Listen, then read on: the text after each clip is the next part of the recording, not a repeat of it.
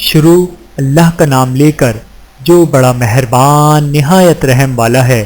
ان فرشتوں کی قسم جو ڈوب کر کافروں کی جان کھینچ لیتے ہیں، اور ان کی جو مومنوں کی جان آسانی سے نکالتے ہیں، اور ان کی جو تیرتے ہوئے جاتے ہیں، پھر لپک کر آگے بڑھتے ہیں، پھر دنیا کے کاموں کا انتظام کرتے ہیں کہ وہ دن آ کر رہے گا جس دن وہ زلزلہ آئے گا، پھر اس کے پیچھے اور زلزلہ آئے گا۔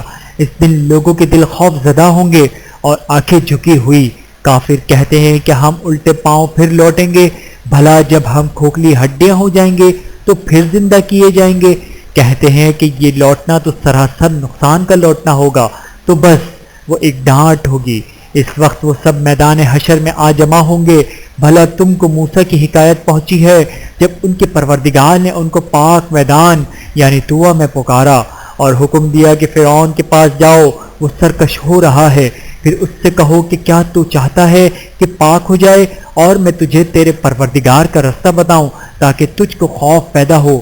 غرض انہوں نے اس کو بہت بڑی نشانی دکھائی، مگر اس نے جھٹلایا اور نہ مانا، پھر لوٹ گیا اور تدبیریں کرنے لگا۔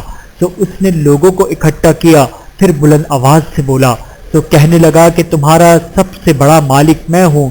تو اللہ نے اس کو دنیا اور آخرت دونوں کے عذاب میں پکڑ لیا۔ جو شخص اللہ سے ڈر رکھتا ہے اس کے لیے اس قصے میں عبرت ہے۔ بھلا تمہارا بنانا مشکل ہے یا آسمان کا؟ اللہ نے اس کو بنایا ہے، اس کی چھت کو اونچا کیا، پھر اسے برابر کر دیا، اور اسی نے رات تاریک بنائی اور دن کو دھوپ نکالی، اور اس کے بعد زمین کو پھیلا دیا۔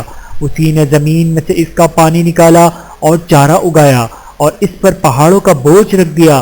یہ سب کچھ تمہارے اور تمہارے مویشیوں کے فائدے کے لیے کیا۔ پھر جب وہ بہت بڑی آفت آئے گی، اس دن انسان جو محنت وہ کرتا رہا یاد کرے گا، اور دوزخ دیکھنے والے کے سامنے لا رکھ دی جائے گی۔